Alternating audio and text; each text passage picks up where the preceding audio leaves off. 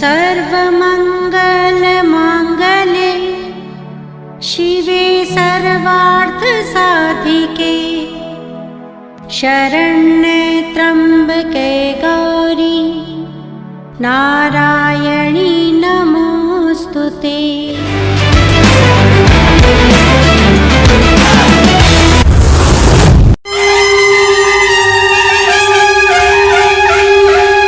देवी भागवत कथा करवाने हेतु संपर्क करें 8787257418 पर।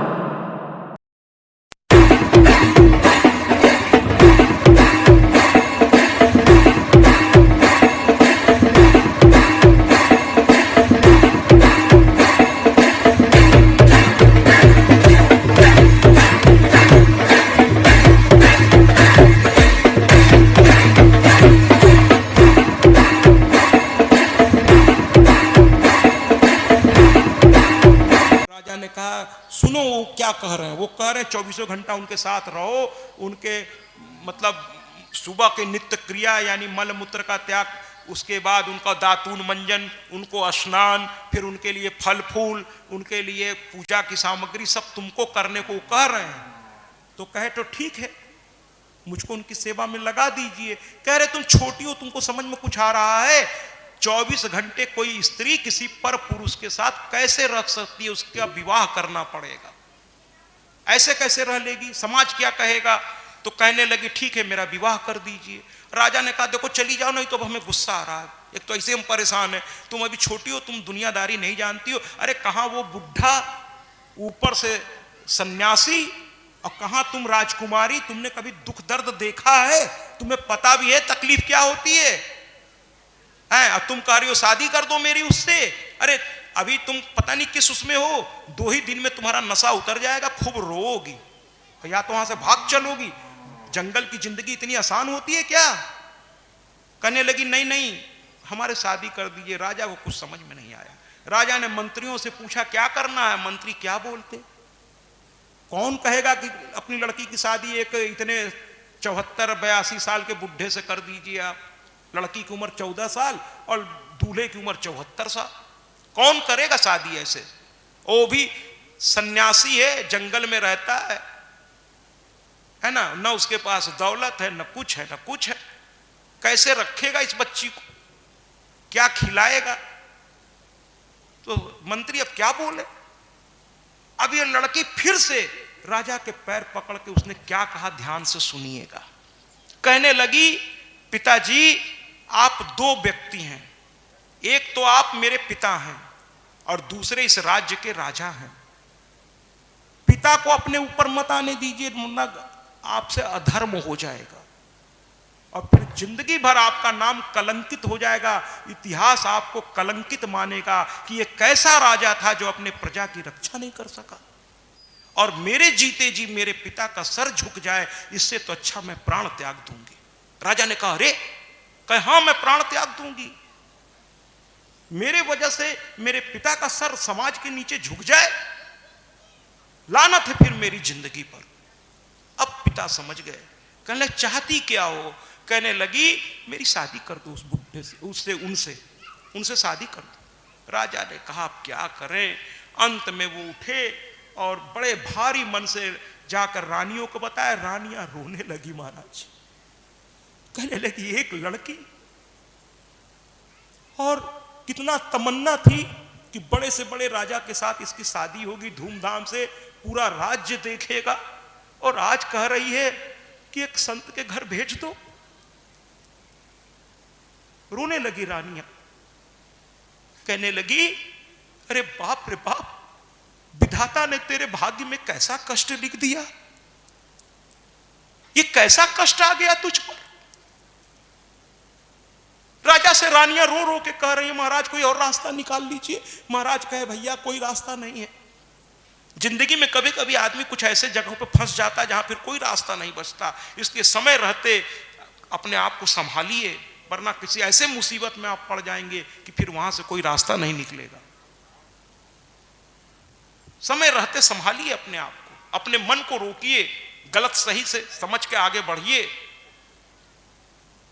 ठीक है महाराज, कुल मिलाकर के रानियों ने रोते हुए राजकुमारी को साथ में लिया, राजा भी, मंत्री भी, सब रो रहे हैं महाराज कि आज हमारी राजकुमारी ऐसे जा रही है। सब रो रहे हैं, पूरा राज्य रो रहा। देखिए, लालच से, अहंकार से आप दुनिया, अपने मन से आप ऊंचे हो जाएंगे कि हम बहुत बड़का आदमी हैं, लेकिन हकीकत में दुनिया के नजर में आप बहुत छोटे हो जाएंगे। कहते हैं ना महाराज, जो झुकता है उसी को सब झुके प्रणाम करते हैं। जो तना रहता है महाराज, एक दिन आंधी में उखड़ के गिर जाता है और लोग कहते हैं बहुत तनता था। अहंकार छोड़ो, लोभ लालच छोड़ो। हम भारतीय हैं, हम त्याग पर विश्वास करते हैं। त्यागी बनो, दुनिया आपके पैर को धो धो के पूजेगी महाराज, है ना। बनिए थोड़ा त्यागी, है ना। समाज में झुक के चलिए महाराज। कहीं कोई काम हो, आगे बढ़ के कहिए, भैया बताइएगा, हमारे लायक कोई काम हो तो बताइएगा, आपने इतना अच्छा काम फैलाया है, हम सभी आपका सहयोग करेंगे। अब ये कार्यक्रम सिर्फ आपका नहीं रहा, पूरे गांव की इज्जत का सवाल है महाराज, इसको सफल करना होगा। ये देवी भागवत हो रहा है महाराज, जहां तक इसकी आवाज जा रही है वो जगह पवित्र हो रही है। कि सुकन्या को लेकर के सब लोग गए महाराज। राजा ने रोते हुए कहा पंडित जी से कि पुरोहित जी, कन्या विवाह कराइए। पंडित ने मंत्रों का उच्चारण किया, चव्यन ऋषि के हाथ में कन्यादान कर दिया राजा ने। और जैसे ही कन्यादान हुआ, सिंदूर भराई हुई, राजकुमारी ने रोते हुए अपनी मां से कहा, कहने लगी ये राजसी वस्त्र ले जाओ। माताओं को ऐसा लगा जैसे वो बेहोश हो जाएंगी। कहने लगी बेटा रख लो, हम और भेज देंगे राजमहल से, कोई कमी थोड़ी है। अरे ये वहां नहीं जाएंगे, लेकिन वहां की सुविधा तो यहां आ सकती है। तुम्हारे पिता यहीं पर महल बनवा देंगे तुम लोगों के लिए। ये नहीं जा रहे ना जिद के मारे कि हम सन्यासी हैं क्यों जाएं, यहीं पर सारी व्यवस्था कर दी जाएगी। पैसे वालों के लिए कोई दिक्कत थोड़ी है महाराज। जैसे अभी हम गया में कथा करने गए थे, वो लोग बहुत, अभी आज उनका फोन भी आया था, उस समय श्रीमन जी मेरे सामने भी बैठे थे, तो वो कह रही थी, श्रीमन जी सुन रहे थे। मैं हमेशा फोन पे स्पीकर ऑन करके ही बात करता हूँ, मैं कोई चीज छुपा के। तो वो कह रही थी, महाराज जी हम लोग 5-6 गाड़ी से आपको देखना चाहते हैं, जबकि अभी 2 ही महीना हुआ है कथा, और सब बहुत बड़े लोग हैं, उनकी बड़ी बड़ी फैक्ट्रियां हैं। तो मजाक में उन्होंने कहा वहाँ आपको, चूंकि वहाँ जब मैं रहता था तो जाड़ा था, दिसंबर का महीना था, तो काढ़ा बना के वो ले आती थी, जबकि उनके घर में बहुत सारे नौकर चाकर। हमको एक 3 स्टार होटल में उन्होंने ठहरा रखा था, वहाँ कोई कमी नहीं थी, लेकिन वो अपने हाथ से काढ़ा। तो वो मजाक में कहीं श्रीमन जी सुन रहे थे, कहीं काढ़ा बना के ले आए क्या, वहाँ काढ़ा मिलता है आपको। फिर वो कह रही हैं आप तो क्या बताएं, आप तो संत भाव में हैं, आप किसी से कहते भी नहीं होंगे, तो हम लोग काढ़ा बना के लेके आते हैं। तो हमने उनको समझाया बुझाया किसी तरह। श्रीमन जी कह रहे आने दीजिए। अरे हम कह आप समझ नहीं रहे हैं, ये सब 6-7 गाड़ी अभी गया से कल चलेगी और आपके यहाँ धमक जाएंगे ये लोग, और इनकी व्यवस्था आपको करनी पड़ जाएगी। तो मैंने अपना समझा बुझा के किसी तरह काम चलाया। श्रीमन जी सब सुन रहे थे हैं। मैंने कहा नहीं अभी नहीं, फिर कभी मुलाकात होगी। तो कुल मिलाकर के महाराज रानियों ने कहा कि हम आपकी सारी व्यवस्था यहीं पे कर देंगे, तुम राशि वस्त्र मत उतारो। वो कहने लगी ना, शास्त्र कहता है प्रयाश्चित करो, अगर मैं यहां भी सुख भोगूंगी तो प्रयाश्चित कैसा। देखिए ये है सुकन्या, कहती है प्रयाश्चित कैसा, फिर कैसा प्रयाश्चित। मैं अब मेरा जो पति है वही, कहते हैं ना भला है बुरा है जैसा भी है, मेरा पति मेरा देवता है। खुश हैं।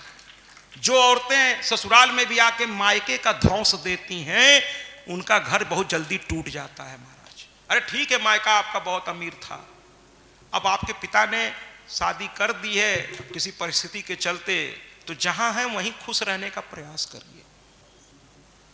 क्या करिएगा, किस्मत में लिखा है, या तो पिता को सोच समझ के पहले शादी करनी चाहिए कि भाई जो नाजों में पली है वो कैसे इस घर में रह पाएगी। लड़की हमेशा, सुन लीजिए, लड़की हमेशा अपने से थोड़ा ऊंचे घर में देना चाहिए और बहू अपने से थोड़ा नीचे घर से लाना चाहिए, दोनों सुखी रहेंगे। जिसके घर में कूलर है वहां की लड़की को अगर आप लेकर आएंगे और एसी में रखेंगे वो बड़ी खुश हो जाएगी, और एसी वाले को विवाह करके बहू को आप घर में कूलर में सुलाएंगे वो रात दिन आपको कोसेगी। आप समझिए इस चीज को। हमारे बड़े बूढ़े बहुत सोच समझ के कह गए हैं कि लड़की लाइए अपने से छोटे, थोड़ा सा जो हर तरह से आपसे थोड़ा सा छोटे हों, तो वहां लड़की आएगी, यहां इतना सुख सुविधा देखेगी, प्रसन्न रहेगी। ऐसे तो कुछ बच्चियां बहुत महान होती हैं, उनको इस सबसे कोई बहुत फर्क पड़ता नहीं, लेकिन इंसान इंसान है महाराज, उसको तकलीफ होगी तो वो कुछ ना कुछ तो कहेगा ही कहेगा। हर आदमी की अपनी एक लाइफ स्टाइल होती है, उससे कम में उसको आप देंगे तो उसको तकलीफ होगी। ठीक है महाराज। तो कुल मिलाकर के इसने कहा ना ना ये राशि वस्त्र लो और मुझे सन्यासिनी का वस्त्र दे दो, और सन्यासिनी का वस्त्र लेकर के ये जो है पहन लिया, और जैसे ही पहनी इसका चेहरा चमकने लगा, त्याग इसको कहते हैं। लेकिन राजा और जो रानियां था उन्होंने मुंह घुमा लिया, क्या इस रूप में अपनी बिटिया को नहीं देख पाएंगे हम लोग। राजा ने कहा चलो अब यहां से, नहीं तो गड़बड़ हो जाएगा, हम नहीं देख पाएंगे इकलौती लड़की ऐसी हालत में, चलो यहां से सब लोग। रानियां रोती रहीं, राजा सबको लेके वापस लौट गए। अब ये अपने पति की सेवा करने लगी महाराज। रोज सुबह उठते ही उनको पहले मलमूत्र त्याग करवाती थी, जल लेके थोड़ी दूर पे, सोचिए जरा, जल लेकर के पहले लोग खुले में शौच करने जाते तो जल लेके बैठी रहती थी, फिर उनकी शौच प्रक्रिया पूरी होने के बाद धुलवाती थी, फिर उनके हाथ का मंजन यानी मांजन करती थी, एक तरह से उनके हाथ धुलवाती थी, फिर मुख धुलवाती थी, फिर दातून देती थी, फिर स्नान कराती थी, फिर वस्त्र बदलवाती थी, फिर उनके पूजा की सामग्री देती थी, फिर फल फूल लाकर रात दिन सेवा करती थी। और चब्बन ऋषि तो संत थे महाराज, वो तो रात दिन अपने साधना में फिर से लग गए, उनको क्या लेना देना, काम वासना उनमें थी ही नहीं, वो साधना में लीन हो गए। पत्नी है तो भी, नहीं है तो भी, उनको पत्नी से कोई काम वासना नहीं थी उनके अंदर, वो साधना में लीन। और एक दिन क्या हुआ कि इतनी वो देखिए वो लड़की इतनी सुंदर हो गई महाराज, साधना करते करते अपनी पति की सेवा करते करते इतनी सुंदर हो गई कि एक दिन ऊपर से अश्वनी कुमार जा रहे थे, ये देवताओं के वैद्य हैं, सूर्य के पुत्र हैं ये दो लोग, ये लोग विमान से जा रहे थे, अचानक नीचे देखा ये नहाने जा रही थी वस्त्र लेकर के, देखा कहीं इतनी सुंदर स्त्री, ये ऊपर विमान से जमीन पे आ गए और कहने लगे हे सुंदरी, न तो देवताओं में इतनी सौंदर्य मैंने देखा है, न यक्ष गंधर्व किन्नर में ऐसा देखा है, और मानो तो तुम हो ही नहीं सकती, तुम हो कौन। वो हंसने लगी, कहने लगी मैं मानो हूं। तो कहने लगे अरे तुम अपना परिचय दो।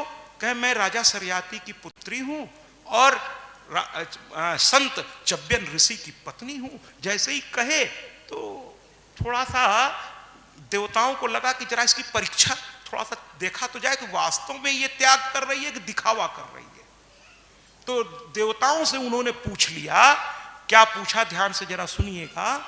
देवताओं ने उससे पूछा, और क्या पूछा, देवताओं ने उससे कहा, एक तरह से देखिए परीक्षा हो रही है, कहते हैं अरे उस बुढ़े के साथ क्या कर रही हो, अरे तुम इतनी सुंदर हो कि तुमको तो क्या नहीं, तुम जो चाहो तुम पा सकती हो, अरे चलो हम लोग देवता हैं, ऊपर से वैद्य हैं, हमारे दोनों में से किसी से तुम शादी कर लो, तुम्हारे जीवन को हम लोग सुख में बदल देंगे, अभी लेके चलेंगे स्वर्ग, वहां तुम आराम से आनंद लेना, हमारे घर पे रहना, तुम दोनों किसी भाई में से एक से विवाह कर लो। इसने जैसे ही इन्होंने ऐसा कहा, सुनिएगा सुकन्या के बारे में, उसने कहा सावधान, खबरदार अगर तुमने दोबारा ऐसा कहा, अरे तुम देवता हो तो क्या हुआ, तुम्हें पता नहीं है भारतीय नारी के ये सिंदूर में कितनी ताकत होती है। वो कहते हैं ना, एक चलचित्र में ये डायलॉग था कि एक चुटकी सिंदूर की कीमत तुम क्या जानो रमेश बाबू। वो कहते हैं कि सिंदूर को तुम समझते हो, ये दुर्गा का तीसरा नेत्र है, है ना। जब तक ये आंचल से ढका हुआ है तुम सुरक्षित हो, लेकिन अगर क्रोध आया, इसीलिए मैं हर गलत, सभी से नहीं, जो गलत सोच लेकर के औरतों को देखते, मैं उनसे कहना चाहता हूं कि अगर आप गलत सोच लेके इनकी, अरे इनको आप अच्छे सोच से देखिए महाराज, ये मां हैं, आपको भी जन्म किसी मां ने दिया है, ये मां हैं, ये बहन हैं, ये आपकी बुआ भी हैं, मौसी भी हैं। मौसी माने मां जैसी, मां जैसी ही है, बुआ भी एक तरह से मां है। ये जितने भी रिश्ते हैं मां के अलग अलग रूप हैं, जैसे देवियों के अलग अलग रूप हैं। इनका सम्मान करिए महाराज, इनके चरणों का धूल लीजिए, इनके आशीर्वाद से आपको सब कुछ मिल जाएगा। लेकिन अगर इनको आपने नाराज कर दिया और इनके मान पर, स्वाभिमान पर या इनके लज्जा पर आपने हाथ रखने की भी कोशिश की, तो याद रखिए, क्या कहते हैं, अगर इन्होंने हल्का सा घूंघट हटाया महाराज, थोड़ा ऊपर किया, या आपने करने का दुस्साहस किया, तो इनका सिंदूर जो है दुर्गा की त्रिनेत्र की तरह चमकेगा और आपके सुख, शांति और समृद्धि को जलाकर भस्म कर देगा। बिल्कुल, इनसे आप शांति से नहीं रह पाओगे, धीरे धीरे सब बर्बाद हो जाएगा। रावण का बर्बाद नहीं हो गया क्या? 1 लख पूत 1.25 लाख नाती, तय रावण घर दिया नबाती। उसने भी तो यही किया था, सीता का हरण कर ले आया था और भी औरतों को हरण किया था, और स्थिति ये बन गई कि 1 लाख पुत्र 1.25 लाख नाती, लेकिन एक भी जिंदा नहीं बचा कि घर में दिया बत्ती जला सके। 1 लख पूत 1.25 लाख नाती, तय रावण घर दिया न बाती। लंका सुकोट समुद्र सिखाई, ता रावण को बचा न पाई। ये है स्त्री का तड़प, उसका श्राप अगर लग गया ना महाराज। इसलिए घर में भी अपनी माता, जितनी भी स्त्री स्वरूप में हैं, सबका सम्मान करिए महाराज, और बाहर की स्त्रियों का भी सम्मान करिए। और कोई दुष्ट व्यक्ति आते जाते किसी कन्या को सड़क पर कुछ परेशान कर रहा हो, तो आप घर के जो बड़े बूढ़े लोग हैं आज भी डंडा लेके खड़े हैं, खबरदार, ये भले फलनवा का लड़की है या फलनवा की बहू है, लेकिन हमारे गांव की इज्जत है। अगर तुमने हाथ भी उठाया तो हाथ तोड़ के दूसरे हाथ में दे देंगे। जिस दिन बड़े बूढ़े इनके इज्जत के पहरेदार बन जाएंगे, उस दिन हर घर, हर गांव, हर नगर स्वर्ग हो जाएगा, स्वर्ग हो जाएगा, स्वर्ग हो जाएगा।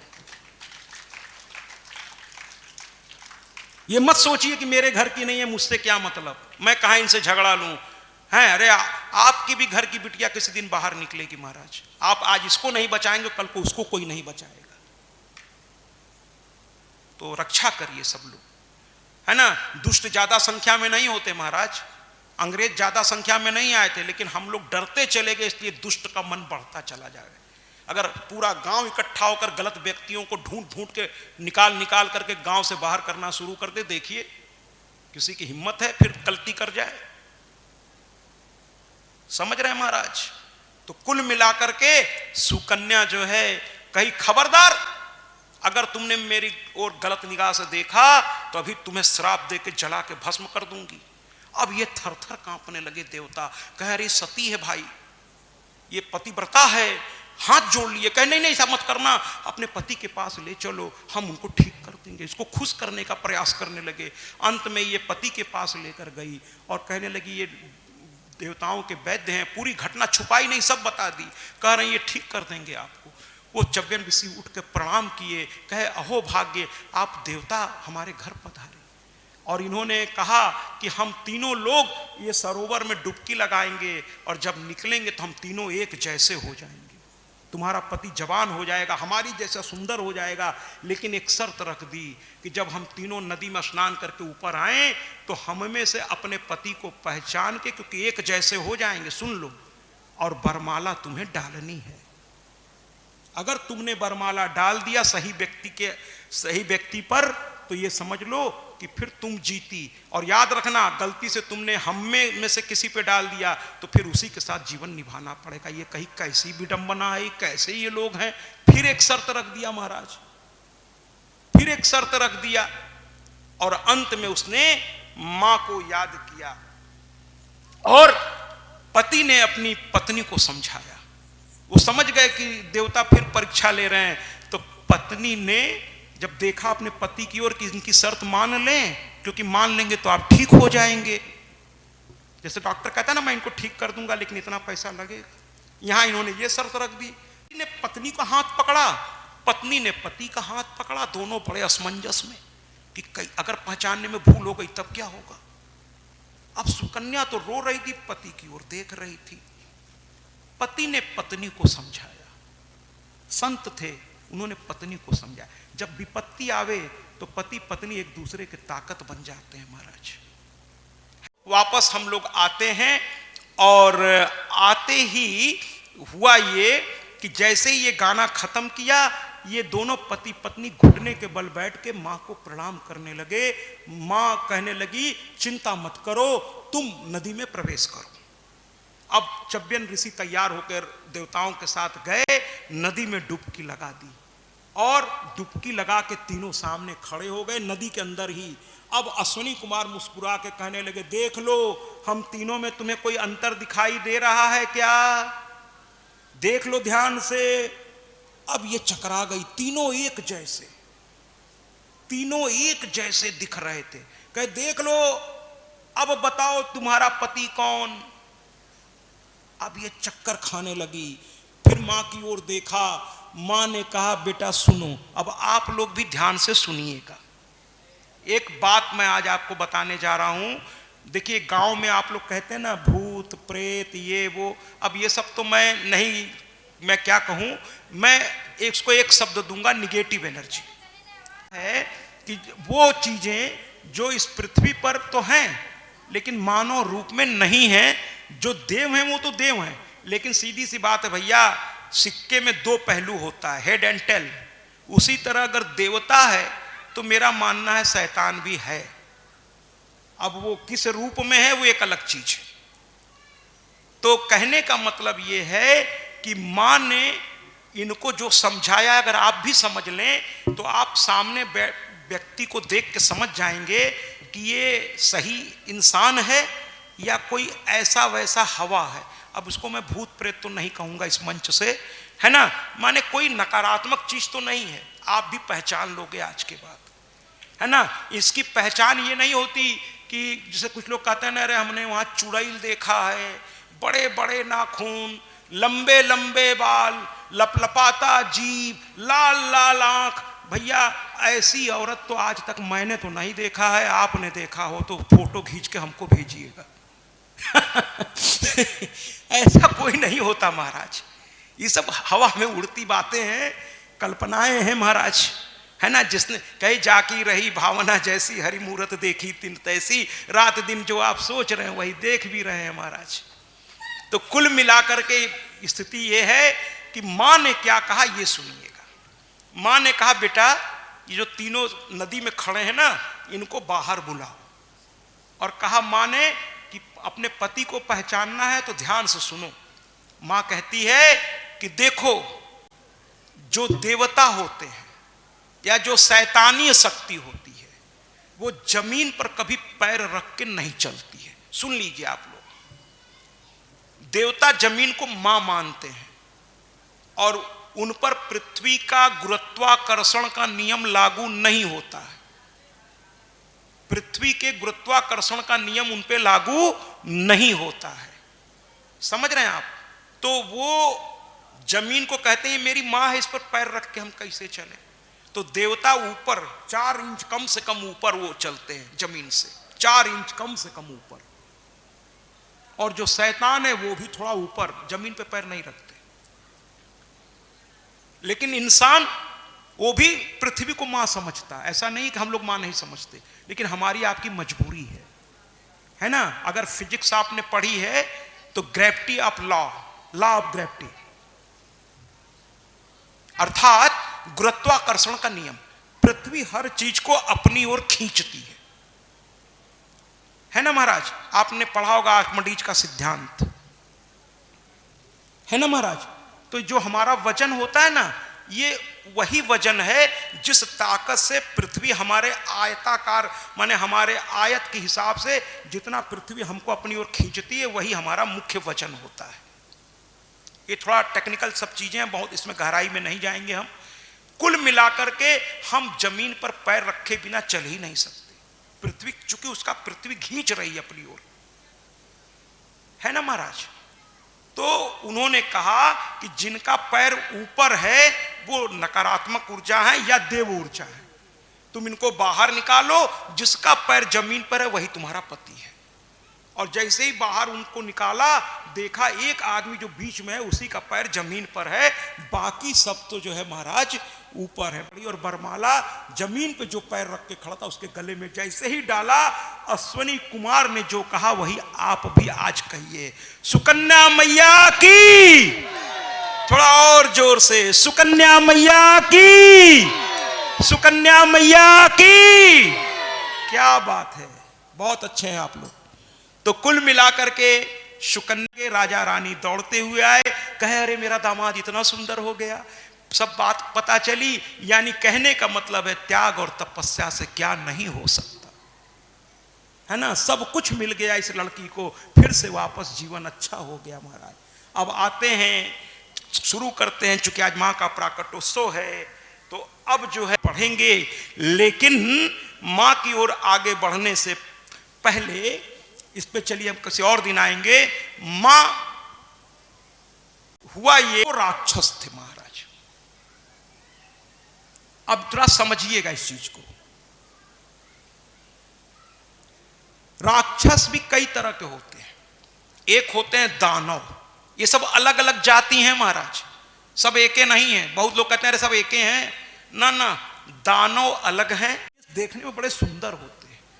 दनु के पुत्र हैं ये दानव, और दानव में दो हुए, एक का नाम था रंभ और एक का नाम था करंभ। ये दोनों ही सोच लिए। देखिए राक्षस भी समझते हैं कि बिना साधना किए न धन मिलता है, न शक्ति मिलती है, न ऐश्वर्य मिलता है। ये सब भी आप रावण को देख लीजिए, किसी को भी देख लीजिए, पहले इन्होंने साधना किया है, भगवान को प्रसन्न किया है, खूब दौलत खूब ताकत पाया है, और उसके बाद फिर भटक के अत्याचार करने लगे, वो एक अलग बात है। तो ये दोनों साधना करने बैठ गए। एक जो है नदी के अंदर घुस गया, गले भर पानी में खड़ा हो गया, वो भी भयानक ठंड में।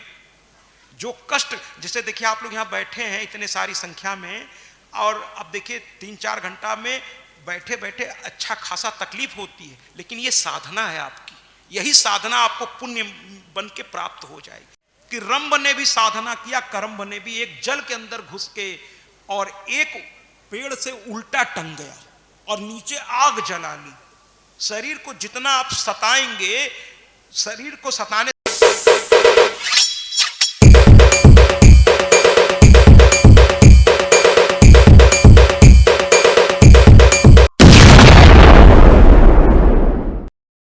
सत्याजी महाराज देवी भागवत कथा व्यास। सत्याजी महाराज से समस्त सोशल मीडिया प्लेटफॉर्म पर जुड़े। अब गूगल पर भी उपलब्ध सत्याजी महाराज।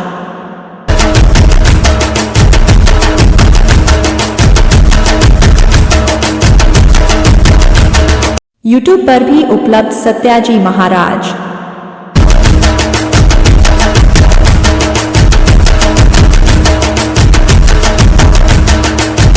इंस्टाग्राम पर भी उपलब्ध सत्याजी महाराज।